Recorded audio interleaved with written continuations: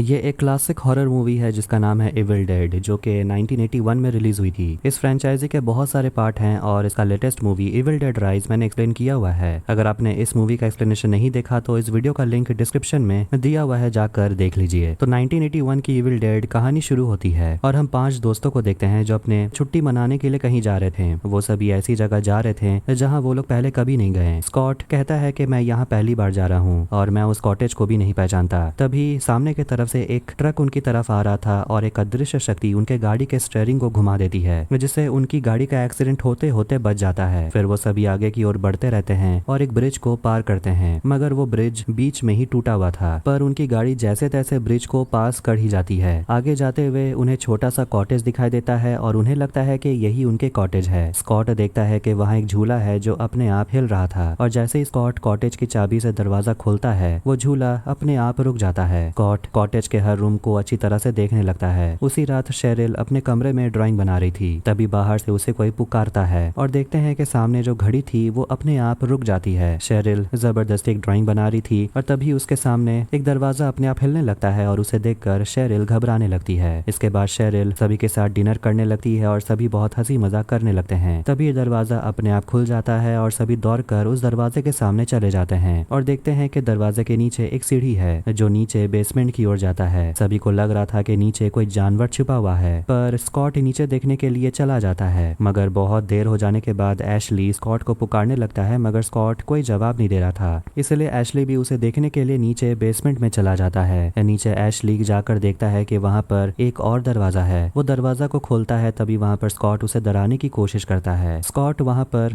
बहुत सारे पुराने सामान को देखता है, जिसमें टेप रिकॉर्डर और एक बंदूक भी थी। एशली को वहाँ पर एक बुक भी मिलता है और उस बुक में लिखे चीजों को वो देखने लगता है और उसमें बहुत डरावनी चीजें बनी हुई थी और दोनों वहाँ पर सारे सामान और उस बुक को लेकर ऊपर चले आते हैं। फिर सभी उस रिकॉर्डर को लगाते हैं और उसमें बताया जाता है कि एक आदमी अपनी पत्नी के साथ इस कॉटेज में रहता था और उसे यहाँ एक बुक हाथ लगा जिसका नाम था इविल डेड, और ये बुक इंसानी चमड़ी और खून से बना हुआ है। अब वो आदमी ये भी कहता है कि इंसान की कोई भी अगर इच्छा पूरी नहीं होती है तो वो मरने के बाद शैतान बन जाता है और यही शैतान जमीन के अंदर सोए हुए हैं, और अगर इन शैतानों को कोई जगाना चाहता है तो इस बुक के अंदर मंत्र लिखे हुए हैं। उसे पढ़ते ही वो शैतान जाग जाएगा और वो शैतान किसी भी शरीर के अंदर प्रवेश कर सकता है। ये सुनते ही शेरिल टेप रिकॉर्डर बंद कर देती है, मगर स्कॉट रिकॉर्डर को चालू करता है और उसमें शैतान को जगाने का मंत्र बोला जा रहा था। और हम देखते हैं कि कॉटेज के बाहर से जमीन के अंदर से शैतान बाहर निकलने लगते हैं। तभी उनके खिड़की से एक खंबा खिड़की तोड़कर अंदर आ जाता है और ये देखकर शेरिल वहां से भाग आती है। इसके बाद एशली अपनी गर्लफ्रेंड लिंडा के साथ वक्त गुजारता है और उसे एक नेकलेस वो गिफ्ट में देता है। ये देखकर लिंडा खुश हो जाती है। तभी बाहर से कोई अदृश्य आत्मा उन सभी को देखने लगती है और जब वो अदृश्य आत्मा शेरिल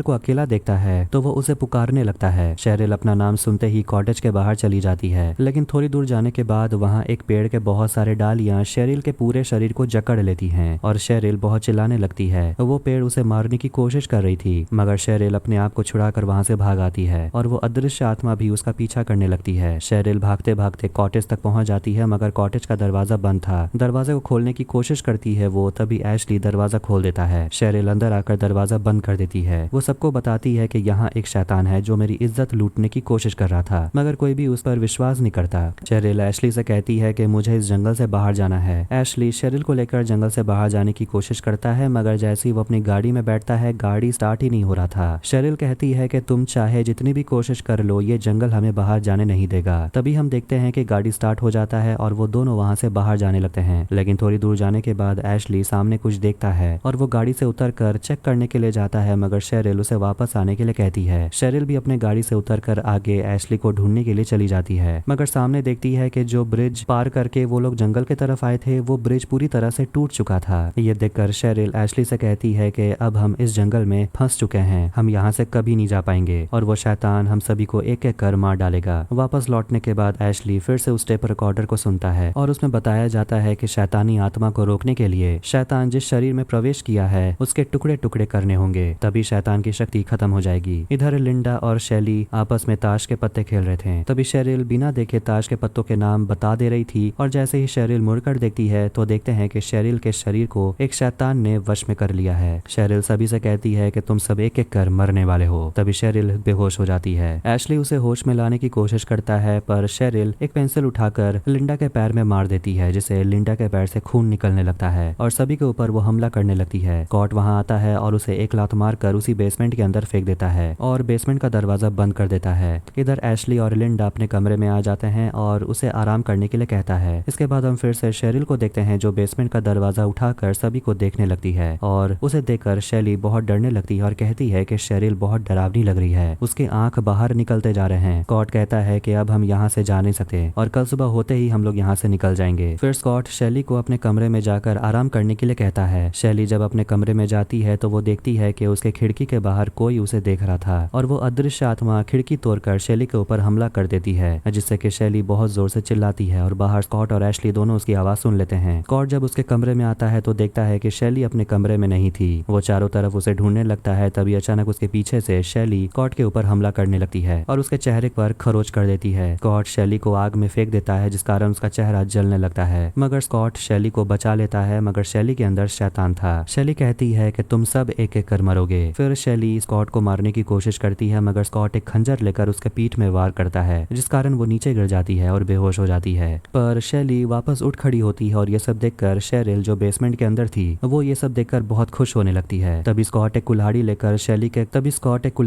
शैली के शरीर के टुकड़े टुकड़े कर देता है और उसे मार डालता है। फिर स्कॉट और एशली दोनों शैली के बॉडी को लेकर उसे दफनाने के लिए बाहर चले जाते हैं। स्कॉट एशली से कहता है कि हमें अब यहाँ से बाहर निकलना ही होगा और जंगल से बाहर निकलने का दूसरा रास्ता हमें ढूंढना होगा, नहीं तो हम सब भी मारे जाएंगे। इसके बाद एशली लिंडा को देखने के लिए उसके कमरे में जाता है और देखता है कि उसका पैर में शेरिल ने हमला किया था और वो इन्फेक्टेड हो चुका है। और तभी लिंडा भी शैतान के कब्जे में आ जाती है। तभी वहाँ स्कॉट को वो देखते हैं, जिसका भी शरीर धीरे धीरे शैतान के कब्जे में आ रहा था, क्योंकि उसके ऊपर शैली ने हमला किया था। स्कॉट कहता है कि अब हम जिंदा नहीं बचेंगे और उन दोनों को देखकर लिंडा और शेरिल दोनों हंसने लगते हैं। एशली लिंडा को थप्पड़ मारने लगता है। तभी हम देखते हैं कि लिंडा होश में आ जाती है और अपने आप को बचाने के लिए कहती है। तभी बेसमेंट के अंदर से शेरिल की आवाज आती है और कहती है कि मैं अब ठीक हो गई हूँ, मुझे बाहर निकालो। एशली बेसमेंट का दरवाजा खोलता है और शेरिल एशली के ऊपर हमला करती है। एशली अपने आप को छुड़ा लेता है और उसे वापस बेसमेंट में बंद कर देता है। तभी वापस लिंडा शैतान के कब्जे में आ जाती है और हंसने लगती है। एशली लिंडा को घसीटते हुए कॉटेज के बाहर जंगल की तरफ लेकर चला जाता है और उसे अकेला छोड़कर वापस कॉटेज के अंदर चला आता है। एशली अपने दोस्त स्कॉट से बात करने की कोशिश करता है और कहता है कि हम सब यहाँ से बाहर निकल जाएंगे, मगर स्कॉट कुछ बात नहीं कर पा रहा था और एशली देखता है कि स्कॉट मर चुका है। तभी पीछे से लिंडा वहां पर आ जाती है और एशली के हाथ पे ऊपर हमला करती है। लिंडा चाकू से एशली को मारने की कोशिश करती है, मगर एशली उसी चाकू से लिंडा को मार डालता है। ये देखकर शेरिल बहुत गुस्सा हो रही थी। एशली लिंडा के बॉडी को एक चेनसॉ से टुकड़े टुकड़े करने वाला था, मगर वो लिंडा से प्यार करता था, इसलिए वो उसके बॉडी को उठाकर बाहर ले जाता है दफनाने के लिए। लेकिन बॉडी को दफनाने के बाद अचानक लिंडा जमीन के अंदर से बाहर निकल आती है और एशली के ऊपर हमला करने लगती है और उसके पैर को खरोचने लगती है। एशली एक लकड़ी को उठाकर लिंडा को मारने लगता है, लेकिन लिंडा जो एक शैतान बन चुकी थी वो जोर जोर से हंस रही थी। फिर जब लिंडा एशली को मारने के लिए आगे बढ़ती है, एशली एक बेलचा उठाकर उसे गला काट देता है और वहां से भागता है। कॉटेज में वापस आने के बाद एशली बंदूक ले लेता है और देखता है कि लिंडा वापस कॉटेज की ओर आ रही थी। एशली कॉटेज का दरवाजा बंद कर देता है और बंदूक की गोलियां लेने के लिए उसी बेसमेंट में चला जाता है जहां शेरिल को बंद करके रखा गया था। बेसमेंट के अंदर पहुंचने के बाद वो देखता है कि चारों तरफ से खून गिरने लग जाता है। तभी उसे याद आता है कि टेप रिकॉर्डर में कहा गया था कि शैतान को अगर मारना है तो जिसके शरीर में शैतान है उसके टुकड़े टुकड़े करने होंगे। एशली तुरंत अपने बंदूक की गोलियां ढूंढ लेता है और वापस बेसमेंट के बाहर चला आता है, क्योंकि शेरिल उस बेसमेंट में नहीं थी। एशली शेरिल को ढूंढने की कोशिश करता है। तभी शेरिल दरवाजा तोड़कर एशली को पकड़ लेती है और उसे मारने की कोशिश करती है, लेकिन एशली अपने आप को छुड़ा लेता है और उसे एक गोली मारता है। वहां पर स्कॉट भी आ जाता है, वो भी शैतान के कब्जे में था और वो एशली को मारने की कोशिश करता है, लेकिन एशली स्कॉट की आंख फोड़ देता है, जिससे स्कॉट नीचे गिर जाता है। शेरिल दरवाजा तोड़कर अंदर आती है और एशली पर हमला करती है। स्कॉट एशली का पैर काटने लगता है और शेरिल भी एक रॉड से उसे मारने लगती है, लेकिन वहां पर वही शैतानी किताब ही जिसे एशली लेकर आग में फेंक देता है, जिस कारण स्कॉट और शेरिल की बॉडी के अपने आप टुकड़े टुकड़े होने लगते हैं। इसके बाद एशली बच जाता है और मूवी के आखिरी सीन में हम देखते हैं कि सुबह हो जाती है और एशली कॉटेज के बाहर निकल कर आने लगता है। तभी अचानक एक और अदृश्य शैतान उसकी तरफ आगे बढ़ता है और उसके शरीर को कब्जे में ले लेता है, क्योंकि एशली के शरीर पर भी स्कॉट और लिंडा ने हमला किया था, जिस कारण वो जख्मी हो गया और उसके बॉडी में शैतान ने कब्जा कर लिया। और इसी के साथ ये मूवी यहीं पर खत्म हो जाती है। वीडियो अगर अच्छा लगा तो वीडियो को लाइक करें, चैनल को सब्सक्राइब करें। मिलते हैं नेक्स्ट वीडियो में। Take care.